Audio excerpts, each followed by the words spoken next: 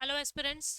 तो हम लोग सब्जेक्टिव क्वेश्चंस की तैयारी कर रहे हैं और सब्जेक्टिव क्वेश्चंस के अंदर मैंने आपको 4 क्वेश्चंस दिए थे जो तुमने मुझे कमेंट सेक्शन में लिख के भेजे थे कि इन इन टॉपिक्स पे हमें डाउट है, जिसके अंदर सबसे ज़्यादा कौन से थे।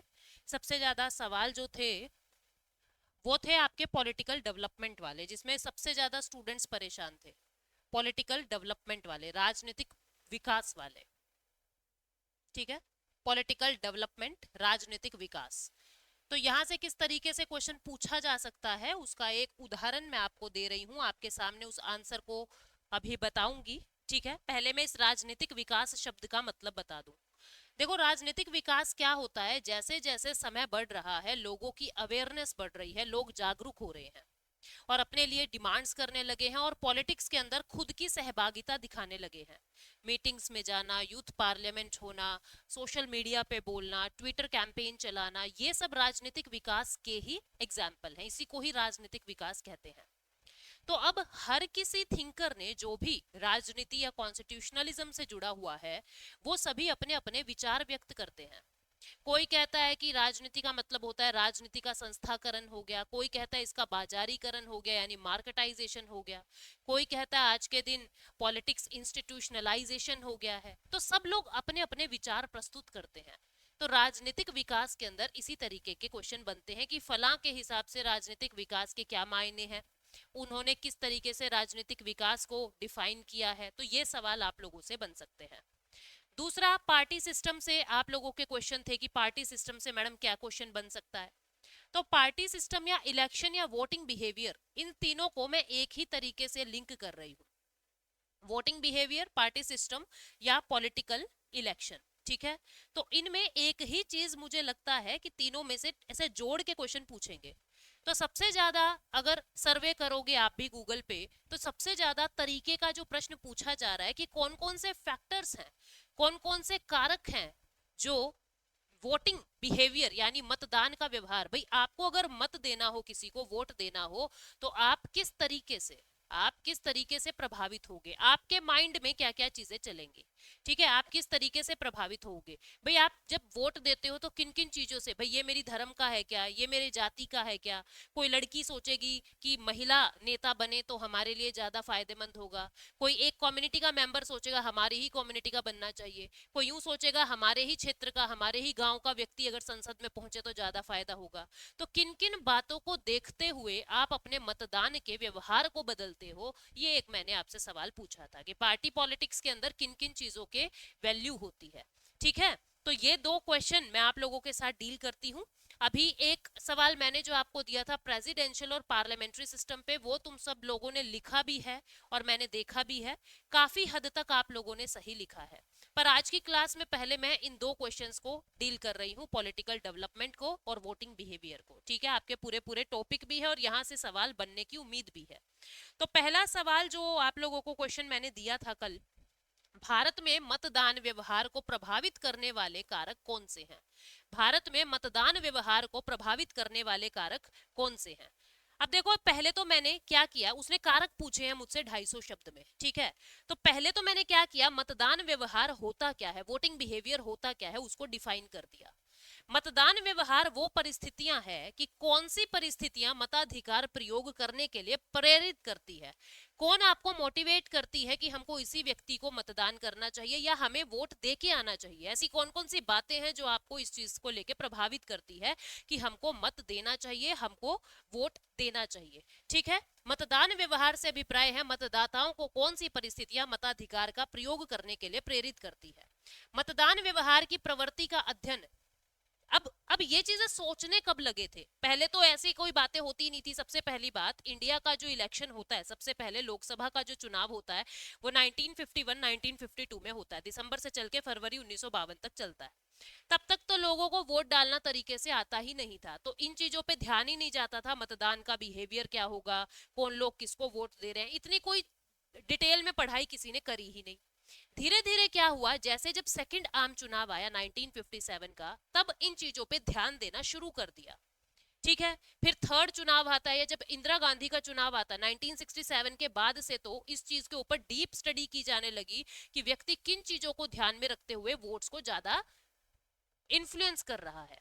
ठीक है, तो यहाँ पे मैंने क्या लिखा, पहले मतदान की डेफिनेशन दे दी, मतदान व्यवहार की, फिर मतदान व्यवहार का अध्ययन द्वितीय आम चुनाव यानी 1957 के बाद शुरू हुआ, और इसको आगे बढ़ाने का श्रेय किसको दिया जाता है, इसको आगे बढ़ाने का श्रेय ईट्स वेल्ड को दिया जाता है, ठीक है, इल्डर्स वेल्ड को दिया जाता है। भाई ये वो व्यक्ति है जिसने इस फील्ड को आगे बढ़ाया। 3 चरणों में राजनीति का व्यवहार बदलता हम देख रहे हैं। पहले कांग्रेस का राज चला 1952 से 67, फिर 67 से 89 कांग्रेस विपक्ष लोग आए, गठबंधन बने, टूटे, जनता पार्टी का आना जाना, तो यानी कांग्रेस विपक्षी दल भी, के कामराज की सरकार, तो मतलब कांग्रेस विपक्षी दल भी काफी आए। जब इंदिरा गांधी पॉलिटिक्स में आ रही थी तो ये हुआ एक महिला राजनीति चलाएगी, तो ये तो बहुत ऐसे माना जाता था कि विमेन कैसे देश की प्रधानमंत्री बन सकती है। इंदिरा गांधी की कभी आप अगर बायोग्राफी पढ़ोगे तो आपको पता लगेगा कितने संघर्ष के बाद वो आगे निकल के आई है। तो ये वो समय चल रहा है जब इंदिरा गांधी एक तरफ खड़ी है और दूसरी तरफ विपक्ष की पार्टियां खड़ी है। तो हमने क्या लिखा कि पहला चरण ये है, दूसरा चरण ये है कांग्रेस विपक्ष प्रणाली का, और तीसरा चरण उत्तर कांग्रेस, जब कांग्रेस मजबूत होने लगी और बाकी पार्टी लाइक बीजेपी ऊपर उठने लगी, ठीक है। और इस बदलाव व्यवहार को बहुत कारक प्रभावित करते हैं। ये जो बदलाव देखा जा रहा था, कभी कांग्रेस, कभी बीजेपी, कभी गठबंधन टूट रहा है, इन सब चीजों को बहुत सारे कारक प्रभावित कर रहे थे। वो कौन कौन से कारक थे मैंने यहाँ पे रिप्रेजेंट करने की कोशिश की। कौन कौन से हैं? वर्ग यानी class, caste, religion, language, region, gender, leadership और वंशवाद यानी कि हेरिडिटी, ठीक है। ये सारे फैक्टर्स हैं जो प्रभावित करते हैं कि आप वोट किसको दोगे। अब हमारे कहने से कुछ नहीं होता, किसने इनके बारे में क्या कहा है, हम वो बातें अगर लिखेंगे तो ज्यादा प्रभाव पड़ेगा। सबसे पहले वर्ग की बात करते हैं। वर्ग का मतलब क्या होता है? ये सुनार वर्ग के हैं, ये सुनार का काम कर रहे हैं, ठीक है। ये लोहार वर्ग के हैं, मतलब ये प्रोफेशन और इकोनॉमिक से जोड़ दिया जाता है। जो क्लास है वो आपके स्टेटस से, आपके पैसे से, धन से और आपके व्यापार से जोड़ दिया जाता है। तो व्यापार क्या है? जॉन हैरिस भारतीय राजनीति में वर्ग के महत्व को स्वीकार करते हैं। कुछ तो कहते हैं वर्ग वर्ग कुछ नहीं होता, लेकिन जॉन हैरिस वो पहले थिंकर थे जिन्होंने वर्ग की प्रेजेंस को स्वीकार किया। वर्ग ऐसे लोगों का समूह है जो किसी विशेष उत्पादन प्रणाली के अंतर्गत एक जैसी स्थिति के आधार पर पहचाना जाता है। मतलब वर्ग क्या है? एक ऐसा ग्रुप है जो एक प्रोडक्शन सिस्टम के अंतर्गत आता है। क्या आता है? प्रोडक्शन सिस्टम के अंतर्गत, उत्पादन प्रणाली के अंतर्गत एक जैसी स्थिति। भाई जैसे मैं जो प्रोड्यूस कर रही हूं, तुम भी सारे मालिक का एक ग्रुप, जैसे अंबानी, अडानी, ये मालिक लोग हो गए, इनका एक अलग ही सोच पाएगी, ठीक है। ये बीजेपी को प्रमोट करेंगे। जो लेबर क्लास है वो कम्युनिस्ट पार्टी को लाना चाहेंगे, क्योंकि वहां पे कम्युनिस्ट लोग जो हैं वो लेबर की सोचेंगे, यानी वो एक अलग वर्ग हो गया। तो इस तरीके से क्या बताया जा रहा है कि जो वर्ग होता है वो एक विशेष उत्पादन प्रणाली के अंतर्गत एक जैसी परिस्थिति में होता है। राजनीतिक चाहे जो भी रूप ले ले, लेकिन वर्ग वोट पे बहुत प्रभाव डालेगी। तो मैंने यहाँ पे क्या कोशिश की कि मैं बताऊं कि कौन ऐसा थिंकर है जो इस बात को कहता है। जॉन हैरिस ये बात कह रहा है कि वर्ग से राजनीति पे प्रभाव पड़ रहा है। वर्ग होता क्या है ये बता दिया। उसके बाद जाति, क्रिस्टोफ जेफर लॉ, ये एक थिंकर है, उनकी बुक का नाम है caste and political parties in India. ये कहते हैं भारतीय जनता अपना मत पार्टी को नहीं बल्कि जाति को देती है, कि मेरी जाति का बंदा जीते। तो इनका ये विचार है, मैंने यहाँ पे इनका नाम मेंशन कर दिया। अब मैं बड़े बड़े पैराग्राफ नहीं लिखूंगी, मुझे क्या करना है, सब्जेक्टिव पेपर में पॉइंट्स ज्यादा बनाने हैं, हेडिंग्स ज्यादा बनानी है, उनके अंदर कम लिखना है पर हेडिंग ज्यादा बनानी है, ठीक है। मैंने जाति को भी बता दिया 2 लाइन में। फिर मैं लिंग को बता रही हूँ। 2014 से पहले ज्यादा क्या था कि महिलाएं अपने परिवार की इच्छा के अनुसार वोट देती थी। मेरा परिवार ये कह रहा है तो मैं इस वोट को दूं, मेरा परिवार इसको कह रहा है तो मैं इस वोट को ना दूं। तो महिला जो है वो वोट परिवार के अनुसार देती थी। लेकिन 2014 में जब प्रधानमंत्री नरेंद्र मोदी जीतते हैं और सर्वे किया गया तो 67% वोट तो मेल की तरफ से आ रही थी और 66%, केवल 1% कम वोट महिलाएं भी दे रही है, यानी 66% वोट महिलाओं की थी। यानी यहाँ पे ये देखा जा रहा है कि लिंग की राजनीति भी अब चलने लगी थी। धर्म व सांप्रदायिकता, इसके बारे में तो हमारी सरकार खूब ही विख्यात है। कांग्रेस पर मुस्लिम तुष्टीकरण का आरोप लगना, ठीक है, कि आप लोग मुस्लिम धर्म से वोट खींचना चाह रहे हो।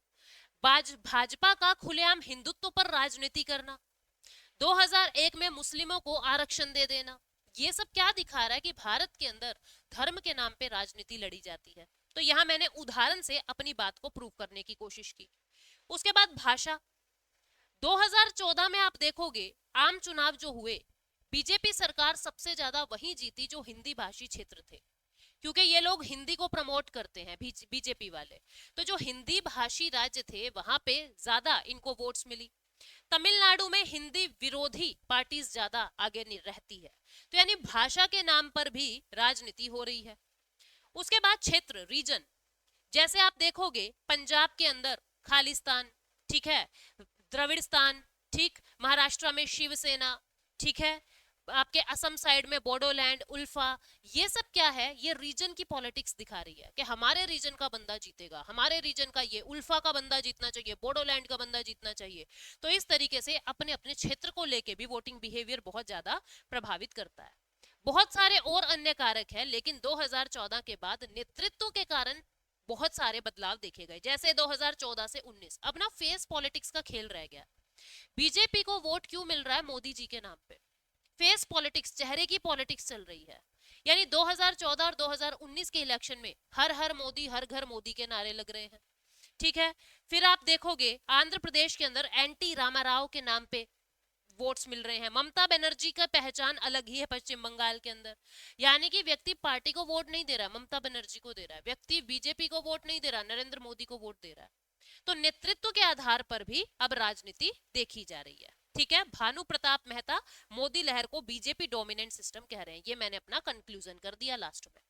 तो ये पूरा आंसर था आपका। लगभग कितने पेज का हुआ ये आधा तो क्वेश्चन में ही खत्म हो गया। ये वाला पेज, ये वाला पेज और ये वाला पेज, यानी लगभग लगभग 2 पेज आगे पीछे ये हमने 250 वर्ड में लिख दिए। अब उसके बाद अगला सवाल जो मैंने आपको दिया वो था पॉलिटिकल डेवलपमेंट का क्या मतलब है, राजनीतिक विकास का क्या अर्थ है, उसके स्रोत बताइए कौन कौन से हैं, राजनीतिक विकास किन किन माध्यम से होता है, और जो ल्यूसियन पाई ने सिम्टम्स बताए हैं पॉलिटिकल डेवलपमेंट के वो आपको एक्सप्लेन करने थे, ठीक है। 3 सवाल थे, 2 नंबर का, 3 नंबर का और 5 नंबर का, इस तरीके से डिवाइड हुआ। 10 नंबर में सवाल ऐसे ही बनेंगे। अब देखो, राजनीतिक विकास को बहुत से विचारकों ने परिभाषित किया है, बहुत सारे लोगों ने परिभाषित किया है राजनीतिक विकास को, पॉलिटिकल डेवलपमेंट को बहुत सारे विचारकों ने परिभाषित किया है। लेकिन इसका मतलब क्या होता है? राजनीतिक विकास का एक कॉमन मतलब क्या होता है? पार्टिसिपेशन बढ़ना, सहभागिता बढ़ना, लोकतांत्रिक संस्थाएं बढ़ रही है, जागरूकता बढ़ रही है लोगों में, स्वतंत्र संचार हो रहा है, अधिकारों की व्यवस्था, ये सब राजनीतिक विकास हो रहा है, ठीक है, डेवलपमेंट हो रहा है। सैमुअल पी हंटिंगटन राजनीतिक विकास को कहते हैं कि एक तो राजनीतिक संस्थाकरण हो रहा है, अलग अलग इंस्टीट्यूशंस बन रहे हैं, राजनीति को एक इंस्टीट्यूशन माना जा रहा है, अलग लेवल की इसकी पढ़ाई करवाई जा रही है, और दूसरा राजनीतिक पार्टिसिपेशन। इन दोनों चीजों को मिला दिया जाए, अगर इन दोनों चीजों को मिला दिया जाए तो इसको ही राजनीतिक विकास कहते हैं, according to Samuel P Huntington. आप चाहो तो किसी और की परिभाषा भी यहाँ यूज कर सकते थे, मुझे इसकी सबसे आसान लगी, मैंने यहाँ इसकी इंक्लूड कर दी। अब क्या कह रहा है कि इसके स्रोत कौन कौन से हैं? राजनेता, राजनीतिक दल, नौकरशाही, सेना और मीडिया। इन सब फैक्टर्स के कारण राजनीतिक विकास होता है। आपका नेता कौन है, किस पार्टी की सरकार चल रही है, नौकरशाही ब्यूरोक्रेट्स कौन है, सेना कैसी है, आपकी आर्मी कैसी है, आपके डिसीजंस कैसे लिए जा रहे हैं, मीडिया यानी social media, electronic media, print media किस तरीके की खबरें छाप रही है, किस एंगल से किसी न्यूज को दिखा रही है, इन सब चीजों से राजनीतिक विकास होता है, आपकी जागरूकता बढ़ती है, ठीक है। तो अब ये सभी जितने भी स्रोत हैं वो प्रत्यक्ष व अप्रत्यक्ष रूप से राजनीतिक विकास पर प्रभाव डाल रहे हैं। लूसियन पाई जो है इसको राजनीतिक विकास का जनक माना जाता है, फादर माना जाता है। इन्होंने शुरुआत में एक डेफिनेशन दी, लेकिन वो डेफिनेशन बाद में वापस ले ली थी। शुरुआत में इन्होंने क्या डेफिनेशन दी कि जो संस्कृति है उसका फैलाव हो रहा है और जो पुराने मॉडल्स थे उनका रूप बदल रहा है, इसको ही डेवलपमेंट कहते हैं। जिस हिसाब से पुराने समय में राजनीति चल रही थी अब उसका रूप बदल रहा है, इसको ही हम पॉलिटिकल डेवलपमेंट कहते हैं। लेकिन बाद में इन्होंने अपनी ये डेफिनेशन वापस ले ली, क्योंकि जब इसने देखा कि हर व्यक्ति अपनी एक अलग परिभाषा दे रहा है तो इसने राजनीतिक विकास को परिभाषाओं का संकट नाम दे दिया। कि ये राजनीतिक विकास कुछ नहीं, ये तो परिभाषा का संकट है, हर व्यक्ति अपनी अलग ही परिभाषा दे रहा है। तो मैंने जो परिभाषा दी मैं उसको वापस लेता हूँ। तो यहां मैंने इस बात को कैसे लिखा, पहले उनकी डेफिनेशन बता दी कि लुसियन पाई ने परिभाषा में कहा कि संस्कृति का फैलाव और जीवन के पुराने प्रतिमानों को नई मांगों के रूप में ढालना है। पर बाद में जब विभिन्न विचारकों की परिभाषाएं देखी तो इन्हें परिभाषा का संकट कहा और परिभाषा ना बताते हुए ये बोला मैं कोई डेफिनेशन नहीं दूंगा, अब मैं इसके लक्षण बताऊंगा, इसके लक्षण बताऊंगा, डेवलपमेंट सिंड्रोम बताऊंगा। तो लुसियन पाई के अनुसार राजनीतिक विकास के 3 संलक्षण है। ये कह रहा है कि पॉलिटिक्स के अंदर डेवलपमेंट तभी मानी जाएगी जब उसमें 3 सिम्टम होंगे। एक तो समानता का, इक्वालिटी का, एक कैपेसिटी क्षमता का, और एक विभेदीकरण यानी डिफरेंशिएशन का, विभेदीकरण यानी डिफरेंशिएशन का। ठीक है, विभेदीकरण यानी डिफरेंशिएशन का। समानता का मतलब क्या है कि विधि के समक्ष समानता, कोई भेदभाव जाति लिंग के आधार पे ना हो, कानून के समक्ष समाज में हर किसी को समानता मिलना, कानून समाज के समक्ष समानता, संपूर्ण जनता के संदर्भ में राजनीतिक समानता, हर कोई वोट दे सके, हर कोई इलेक्शन में लड़ सके। ठीक है, योग्यता के आधार पर चयन हो रहा है, आरक्षण के आधार पे नहीं, गरीब अमीर के आधार पर नहीं, योग्यता के आधार पर चयन हो रहा है, और कानून के समक्ष समानता यानी विधिक समता। फिर दूसरा लक्षण क्या है, कोई भी पॉलिटिक्स तभी डेवलप मानी जाएगी जब उसमें इक्वालिटी हो और कैपेसिटी हो। कैपेसिटी किस चीज की, किसी काम को तरीके से करने की, ताकि आप लोगों का लॉ एंड ऑर्डर मेंटेन हो सके, ताकि आप लोगों की मांग की पूर्ति हो सके। अगर सरकार देश के अंदर शांति बहाल कर पा रही है, लॉ एंड ऑर्डर मेंटेन कर रही है, अगर सरकार आप लोगों की मांग को पूरा कर रही है, इसका मतलब वो एक सक्षम सरकार है। ठीक है, तो दूसरा फीचर क्या है, क्षमता। तीसरा है विभेदीकरण, कि शक्तियों को विभेद कर दो, जुडिशरी का ये काम है, एग्जीक्यूटिव का ये काम है, लेजिस्लेचर का ये काम है, शक्तियां बांट दो, आम आदमी ये करेगा, ये इंस्टीट्यूशन ये करेगा। दूसरा कार्य विशेषीकरण, यानी कि स्पेसिफिक वर्क दो, कि ये काम इसका है तो ये ही करेगा, ये स्पेशल है इस काम में। जब इस तरीके से लक्षण आने लगे किसी भी राजनीति में, यानी वो पॉलिटिक्स डेवलप हो चुकी है।